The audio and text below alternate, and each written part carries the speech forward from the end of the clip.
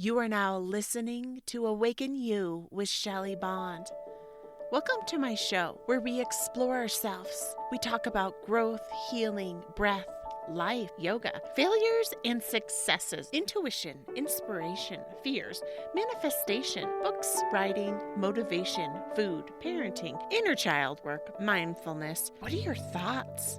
My love for healing with energy work, learning how to love myself, forgive myself, and know my own self-worth. I have a deep well inside to hold space and connect with women. And I have learned that awakening is for us all, especially for those of us who think that it's not. Waking up to our life's flaws and all is possible because, my friends, life is a practice. It's not a perfect.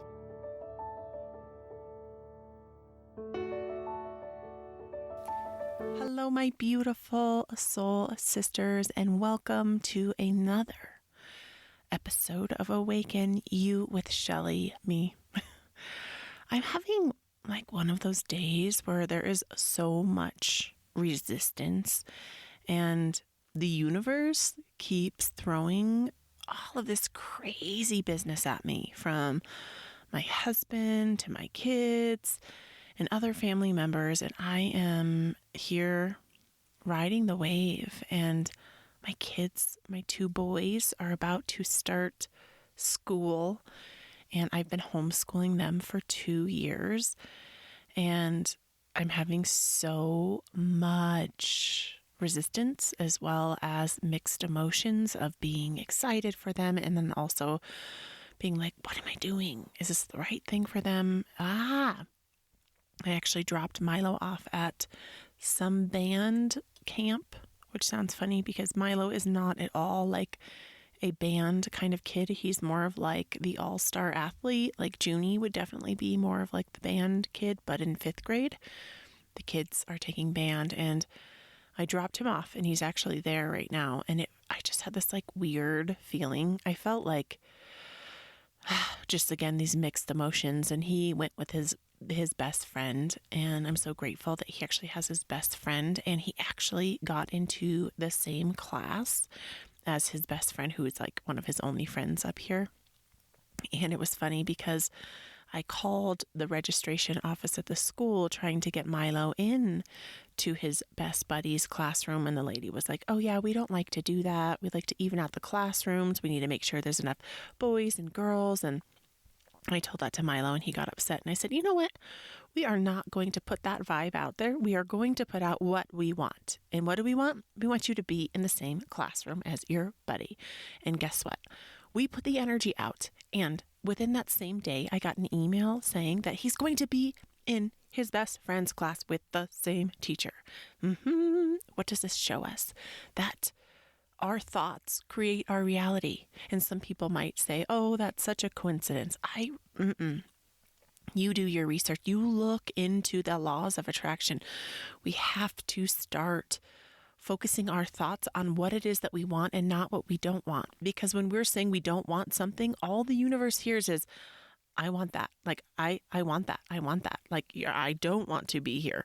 You're going to get that. It's going to happen to you. And we have to wake up to this. And that's a huge part of why I'm here showing up on the show, being my raw, vulnerable, authentic self here today in my closet, showing up because I still have 2 kids out there, noticing all of this resistance. And I'm so grateful because Milo, same bestie, is one of my beautiful soul sisters that I met up in Estes Park during the pandemic. And we share a lot of spiritual commonalities, and yoga is something that we love together. And today we got to do a very distracted yoga practice with her 3 kids, her daughter, her daughter's boyfriend, who are actually still sleeping at like 12:30. And I even told her, I was like, I would freak out. If it was 12:30 and I was sleeping, I would panic and be like, oh my God, the day is half over. I don't know what to do with myself.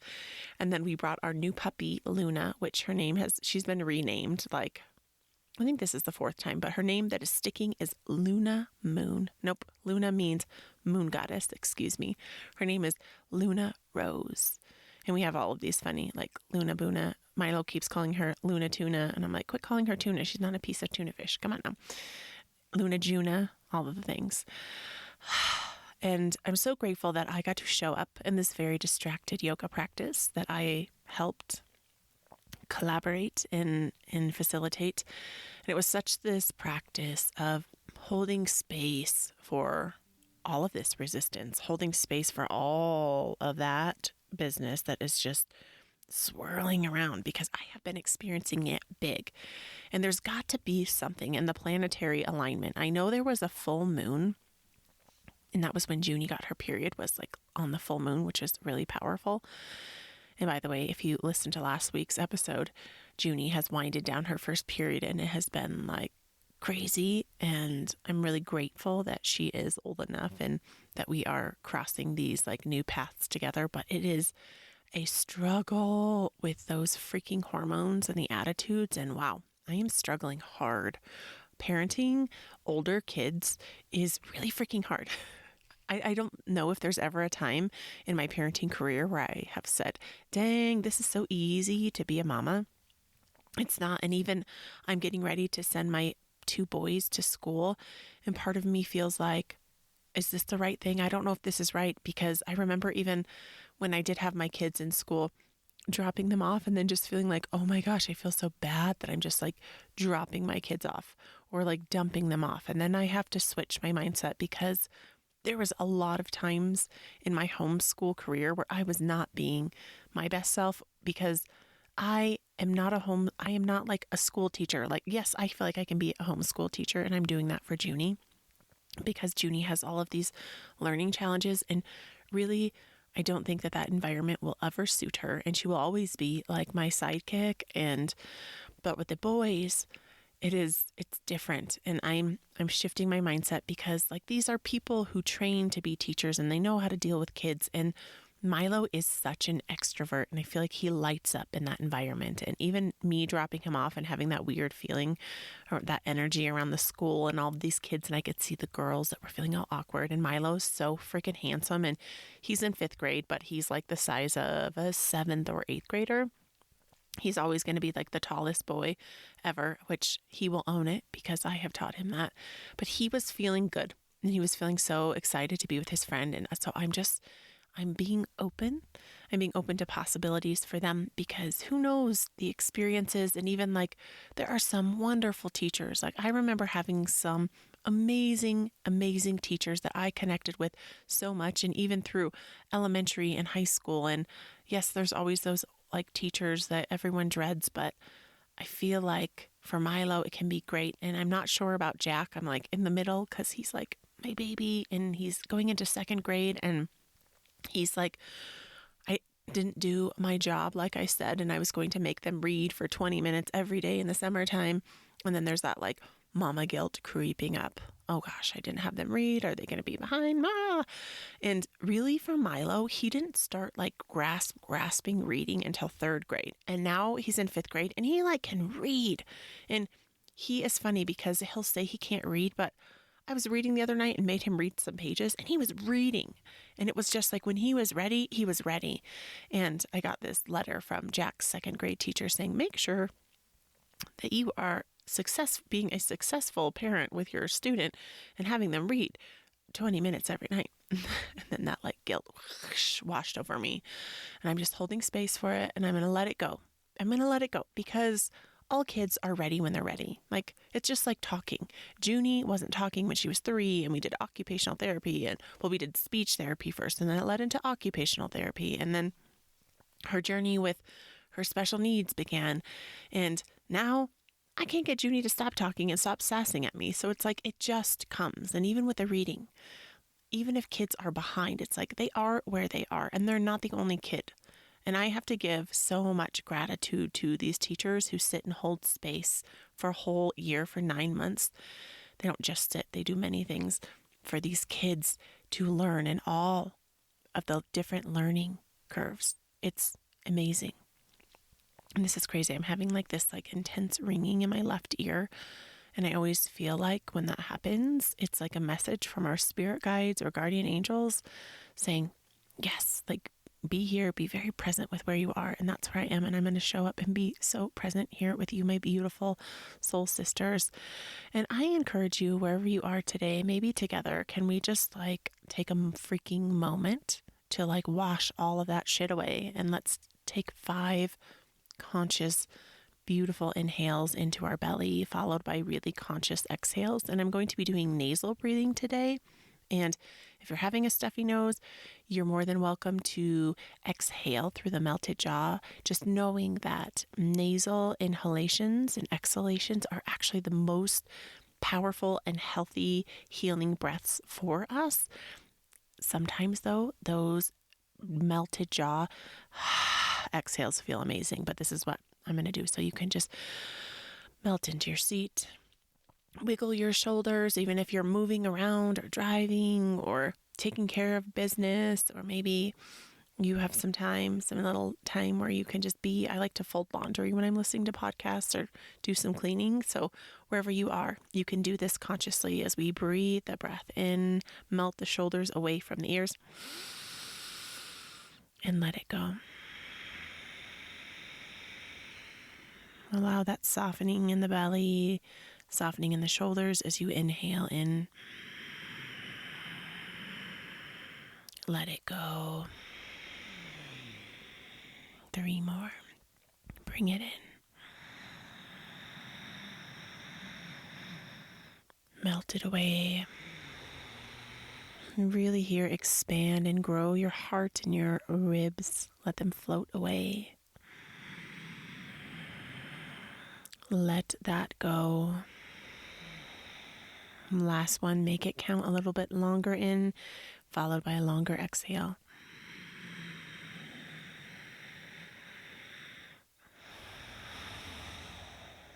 It always feels so much better.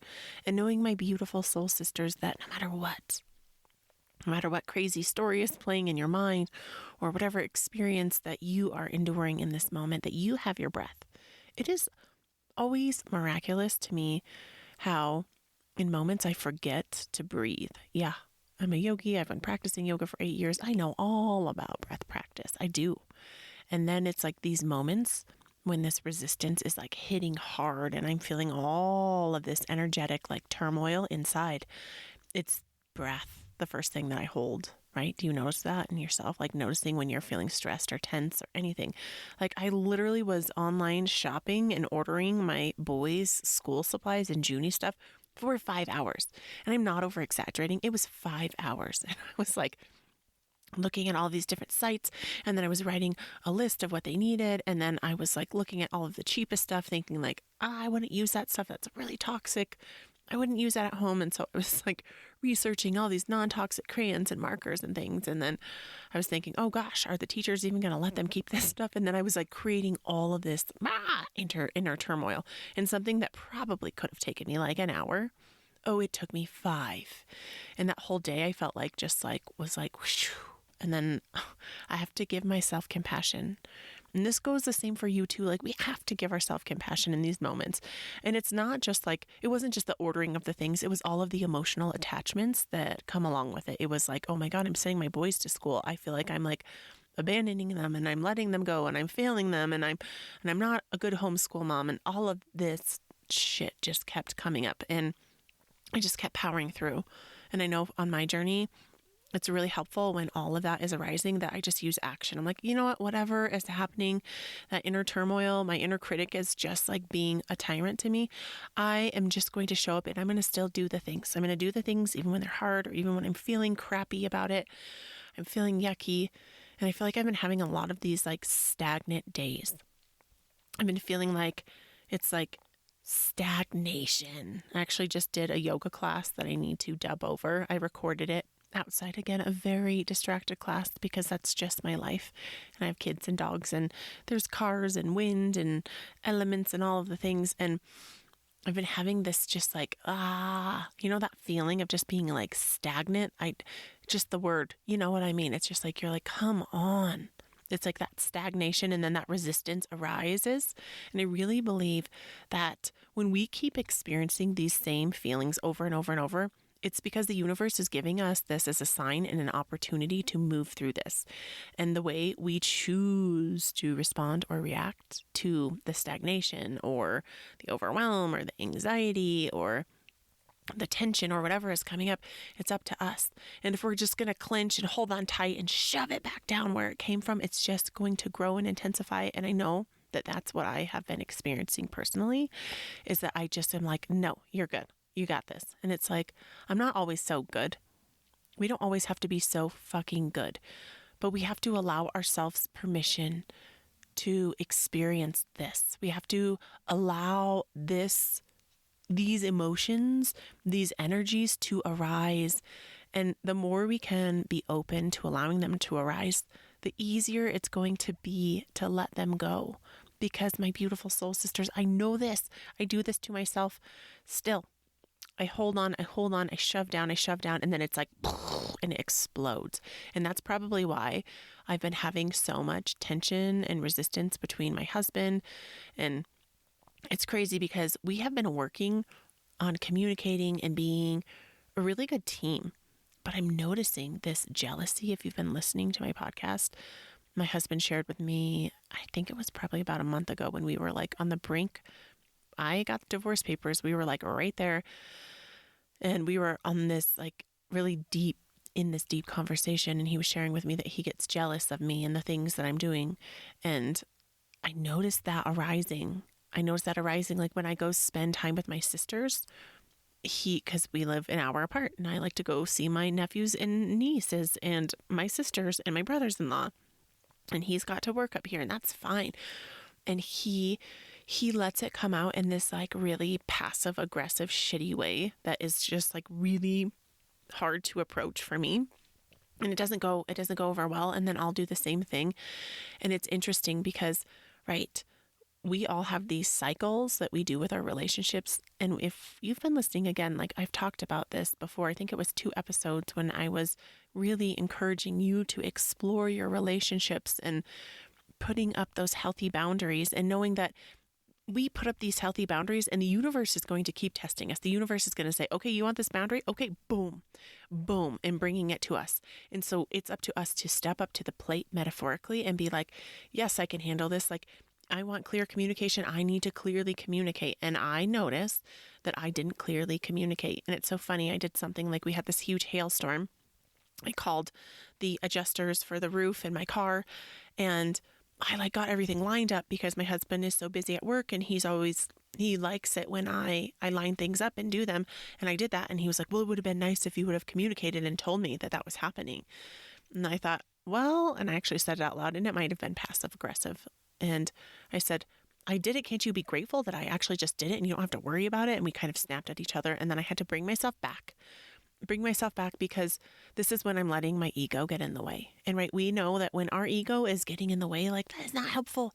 It's just going to make his ego snap back. And then I just need to like step back and freaking return to love, like return to the place inside of me, deep into my heart, deep at the well of my soul, my spirit, that can connect with that space of love, that I don't need to be right. I don't need to be better. I don't need to be all of these things that the ego says that I need to be. And I just return to love. And then I can be like, okay, I'm sorry I didn't clearly communicate. And then there was this whole faltering with my niece's birthday coming up this weekend, but I'm actually doing this beautiful women's retreat, not a retreat, a women's circle that I'm really excited about. It's our 2nd retreat. I don't know why I keep calling it a retreat because retreat is like in my heart.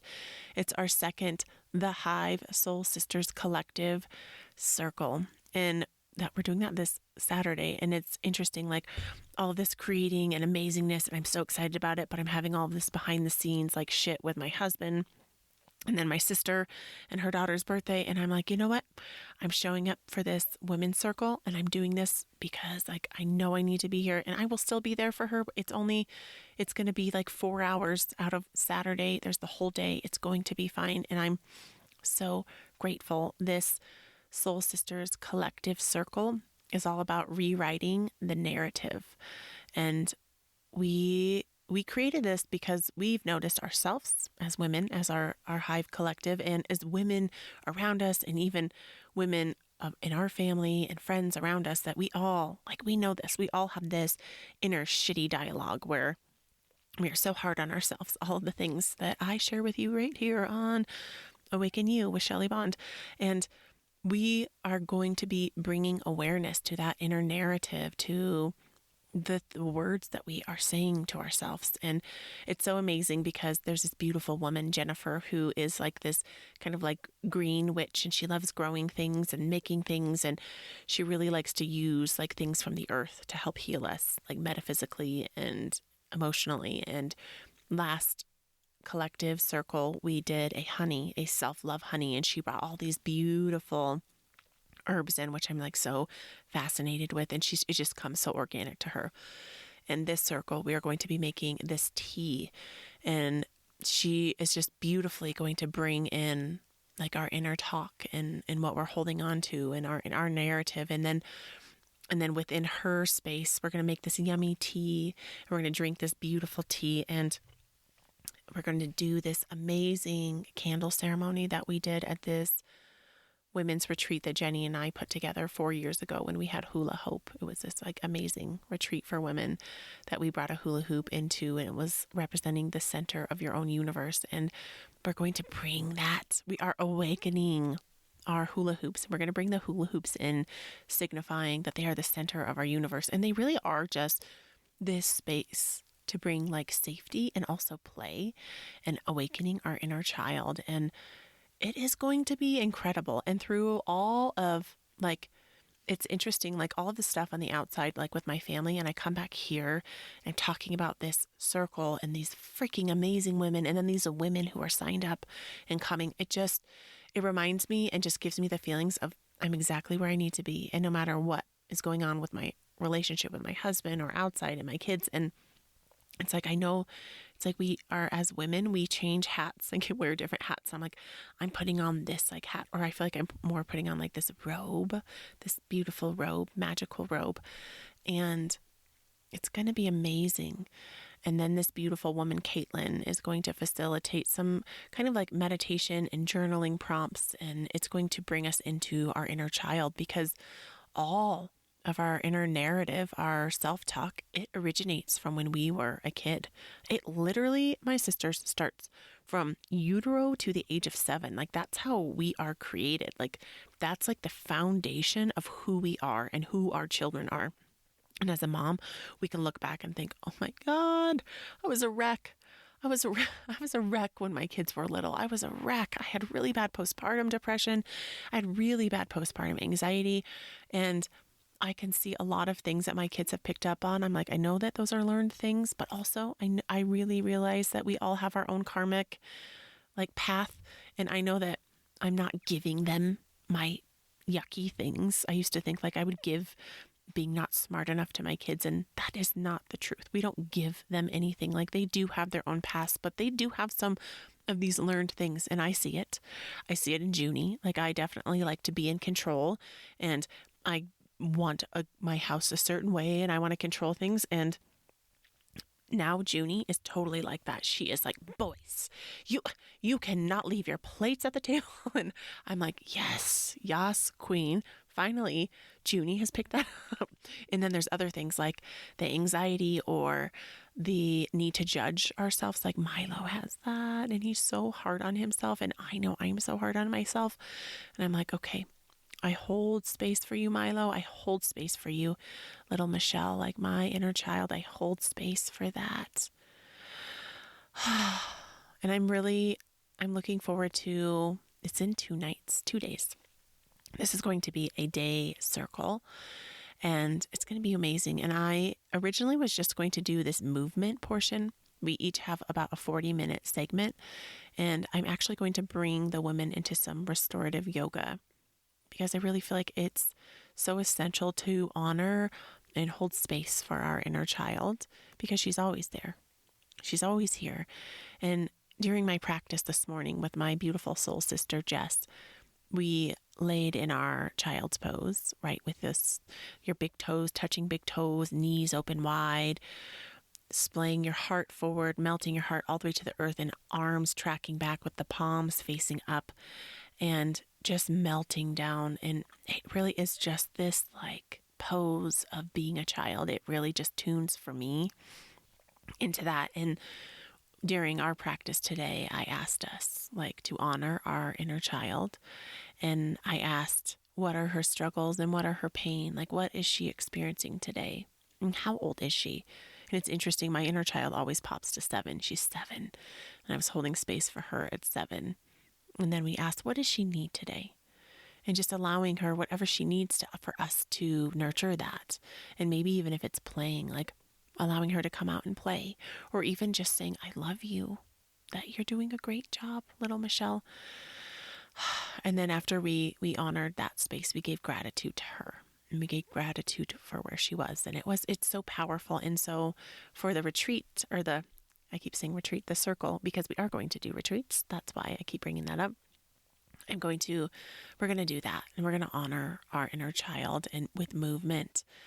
And it's going to be beautiful. And I'm really open to being very intuitive with the women and what the women are needing, because it's funny how you think sometimes when I'm teaching a yoga class, or I will think I need to teach the class one way, and then I can feel the energy of the collective of the class. And it's like, okay, I know that the class needs this. And I'm really feel like I'm very gifted with tuning into what people need, especially women. And so I'm just going to go with that. And then I really feel encouraged to use movement and expression through dance. And we're going to have these hula hoops, and the women don't have to hula hoop. Like, you don't have to use the hula hoop, but sometimes it's just fun to even just hold in your hands and move. And because movement allows us to let some of that shit go, to move some of the energy. Because even when we're in a meditation, say we're doing this like deep inner child meditation, we're still holding sometimes when we're just like sitting and holding.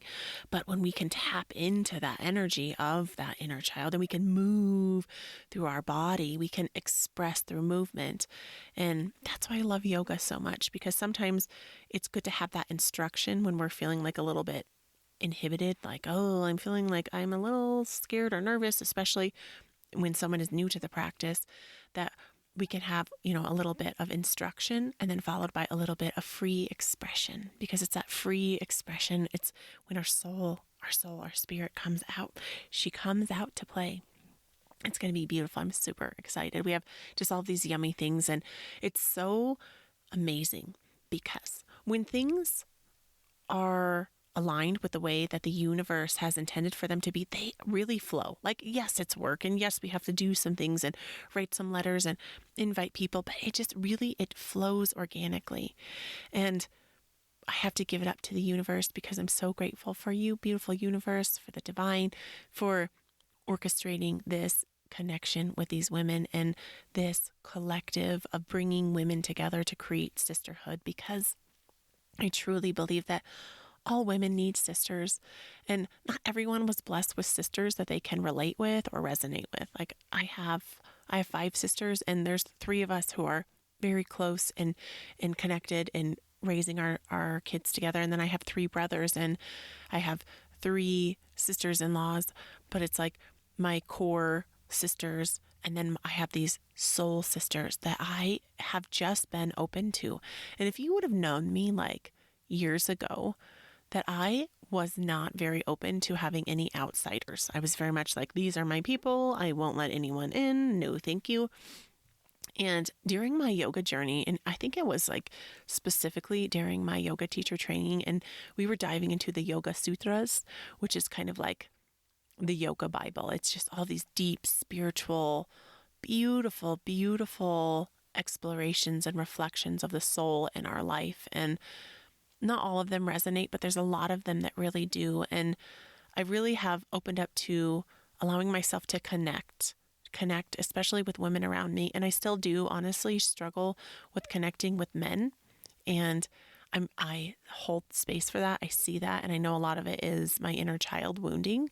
And I know a lot of it is because I didn't see my dad for very many of 7 or 8 years when I was a little girl. And so I had to put up this big protection shield that I've been really working on healing. And I can feel it softening, but it's still there. And I hold space for it. And knowing that we all have right? We all have our stuff that we hold on to from the past. And yes, there are many enlightened yogis and people on this yogic path or spiritual quest that have let a lot of that go, but we still all do. We have woundings, and knowing that it's okay. Like, we're not going to wake up one day and be like, I am healed. I am amazing. I am the best. I mean, maybe sometimes that happens. Our ego is like, yeah, I've got this.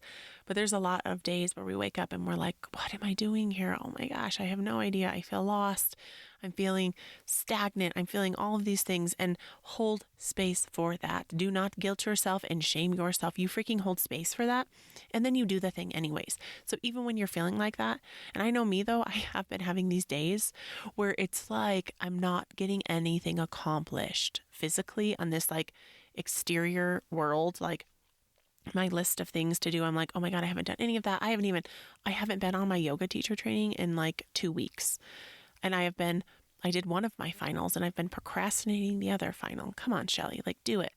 But I really believe that when I'm having these like days where it's almost like Groundhog Day, okay, my kids are alive. My house is mostly taken care of. Like, yeah, sometimes I like let it go. And I'm so grateful that I have this amazing woman that helps me come and tidy up my house because I need that. I fucking need that. And I'm so grateful for that.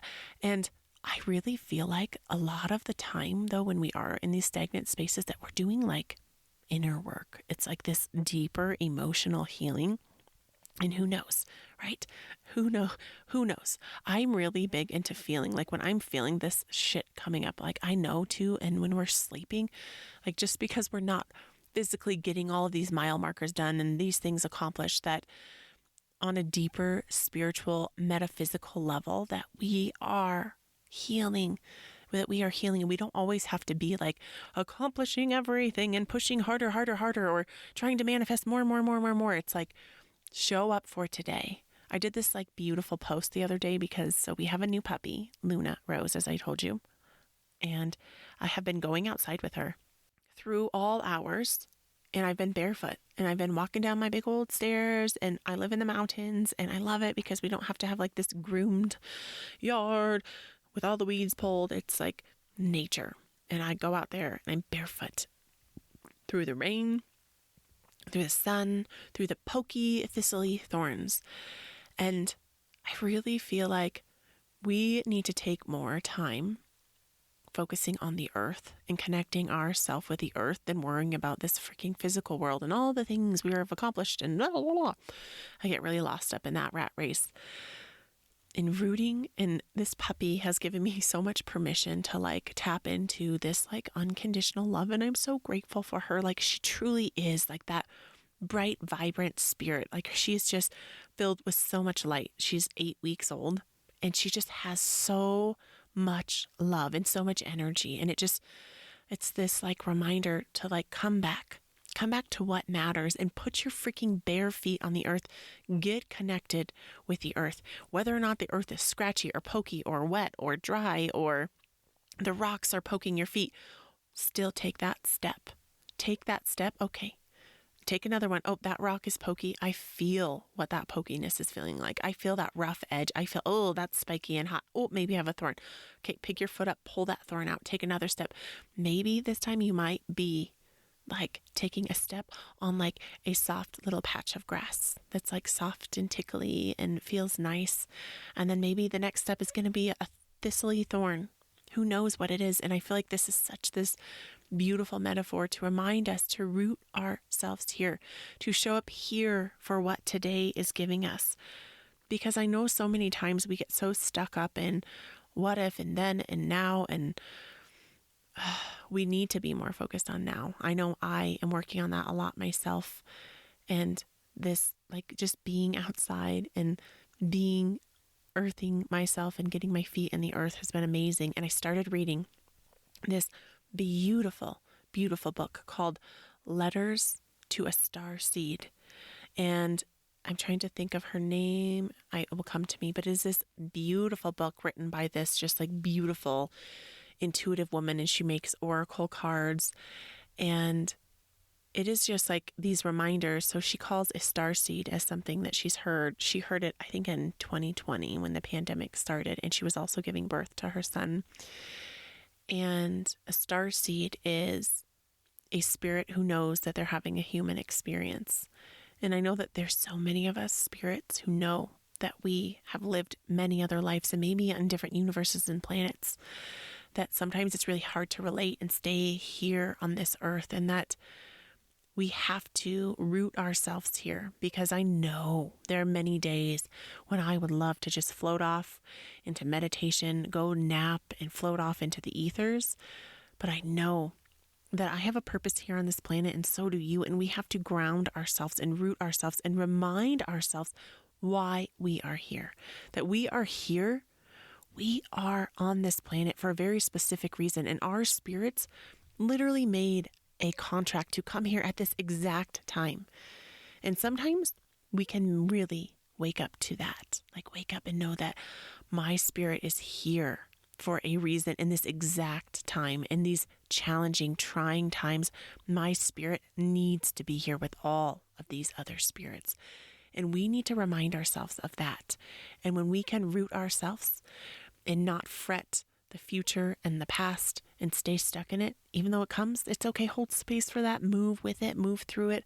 Ebb and flow, ebb and flow, ebb and flow, my beautiful soul sisters with life, because this is a journey and we are here, and our spirits are always here. They're giving us these reminders. They're giving us these signs. And I've talked about this before, but really animals, I feel like, are always here, and they're these beautiful signs. These animals, I feel like every animal that we see in our daily life is here giving us like a spiritual sign. And maybe you can just slow down and connect, even if it's watching a bird in the sky, or I live in the mountains and there's deer and elk, or I know that even down in the valley where I used to live, there's like rabbits or foxes or owls, and just connect with those. And I always love Googling or whatever is your search browser. I also love DuckDuckGo because it doesn't like track you, and just put in the spiritual meaning. And sometimes it resonates and not always, but knowing that the universe is here pointing us in directions and giving us signs. And when things get really, really, really, really hard, that we need to like open our eyes and wake up and look around us and say, is this where I need to be? Like, am I actually in the space I need to be? Do I need to like stop? Do I need to take a new route? Do I need to try again? What is the message that the universe is giving me? And I know for me, I get a lot of messages that come in the form of physical sensations like headaches or stomach aches or that ringing in my ear, or even when something is like so spiritual and I'm so connected, I get like these goosebumps that flutter in between my shoulders. It's like my angel wings. It's like, okay, Shelly. So I really encourage you, my beautiful soul sisters, to pay attention to the signs that your soul, that the universe is giving you throughout the day. They're always coming. They're coming in waves. They're coming in those connections. They're coming in when you are connecting or talking to someone. And even when it is in those challenging relationships with our spouses, or those experiences where it's really hard, like I know that the universe is giving me these same experiences with my husband, and they're not the same experiences, but they're like the same energy. And you know what I'm talking about. It's like that resistance energy when you're like, I need to be right, and then he wants to be right, and then it's like, try again. Like we need to, when we are in these fights or arguments with our loved ones, we need to choose a new way of like responding to them or reacting to them, a new way of communicating with them. And then that's when it shifts. Like I can feel it. I'm so attuned to the sensations in my body, and you may or may not be there yet. Sometimes it takes time. And not every spirit has that. Like there's people who get different hits, like spiritual, metaphysical hits from the universe. And for me, I'm in my body is where I feel it. When I started doing Reiki, it was actually before I even started doing energy healing. I just could feel, I've always been this empath. I could just feel energy and pain from people. I could feel it, and I always took it on. And I'm still working on this. And I've talked about this before, that I learned from this beautiful, incredible woman called Pauline, when she's the spiritual entrepreneur, and she taught me to protect my energy, protect your energy like your life depends on it, because it does. Instead of leading with that empathy and taking other people's pain on, that we shine compassion to them And I know for my daughter, who is a huge empath, sometimes compassion can feel out of reach. So we shine love because the love is always here. Like love is here. It's like that puppy. This puppy is here reminding me, like, you come back to those feelings of maybe if you have children when they were like these like brand new babies and we could hold them. And it was like this, just like unconditional love, this love that was like non-wavering, this love that is always here. And knowing that whatever is going on in your life, in your mind, in your physical body, in your emotional body or spiritual body, that love is always here. That love is our primordial purpose. Love is what brings us together. And love is this huge vibration. And when we can tap into love, then all the others of gratitude and compassion and forgiveness, they just vibrate. That energy, it just fills the space. And it makes life just flow so much more, just like organically, when we can tune into love. And so your self-care practice of this week is to tune into love, and whatever that feels like for you. And that's maybe putting a hand on your heart, giving yourself a hug, maybe imagining or remembering an experience where you felt that unconditional love. And sometimes I will, if I'm struggling, I will just mantra, I am love. I am love. Or it's been interesting. We visited the Stanley, and I am not like into spooky things, but some spooky energies I feel like have been kind of, I've like opened my field up to them, and I'm like, whew, I do energy clearings like every night in my house. I'm like, I am not opening my field to you. And I am love, I am love, and I am love, I am love. If you mantra, I am love, it raises your vibration and no energy can stay in, and I will click away. It's like, whew, clear your field, clear your space. I do like daily, nightly energy clearings on my home because I feel like with my daughter's energy, and if there's anyone in our home who plays video games where people are being killed, or people who watch scary movies or drink alcohol, which, I mean, most of the time there's going to be one of those things, we can open energies up in our homes. So knowing that we can put up that intention from our spirit guides, our guardian angels, to protect the energy of our home. I always snap the fingers, I clear and transmute through all time, space, reality, and dimension. So you are keeping your space clean and clear. You call in your guides, your guardian angels, and protect your energy. And then that mantra, I am love, I am love, I am love. And when you don't feel like love, you freaking mantra, I am love. And you write, I am love. It's so simple. I-am-love. I am love. I am love. I am love. I am love. And I challenge you to do that and to not notice a difference, because you cannot mantra, I am love, and not feel a shift in your vibration. It will shift your vibration. It will shift your energy. It's a really powerful practice. I love you, my beautiful soul sisters. And I'm just right here for you. I'm holding space for you and whatever resistance or pain that you are experiencing, knowing that you are not alone on this journey, that we are all here collectively. We are this collective sisterhood on this planet. And when we open our hearts to love, when we allow ourselves to be love, we can allow love in, because you are worthy of love. You are worthy of love no matter what happened in your past. Love is your birthright. Love is what the universe intends for all of us. Like, that is how the universe was created, from love. That is how we are birthed. That is how we are born. And I hope that when we part this planet, that we can remember that we are love, because love is our guiding force. And let us allow today, my soul sisters, to lead with love, and that love be our guiding force. I'm so grateful for you. Thank you for showing up with me once again. Please head over to iTunes and leave Awaken You with Shelly Bond a 5-star, a review, and a rating. It means the universe to me, and it helps me share this. Please also share if this message is resonating with you. Share it, because there's another woman out there who needs to hear this. You can also check out on Awaken You Healing Center with Shelly, my channel on YouTube, where I share all of my loves in one space. There's many yoga classes. I even just took one of my old classes from like 3 years ago that was like perfectly imperfect, and it was such a great class. I'm like really grateful that I have this gift and that I can share it. And you can check me out on Facebook, Shelly Bond, and Instagram at Awaken You, Shelly Bond. I love you. I'm so grateful for you. And remember, we choose love. And remember our mantra, I am love. I am love. I am love. I love you. I will be back here hanging out with you next week. Bye, my beautiful soul sisters.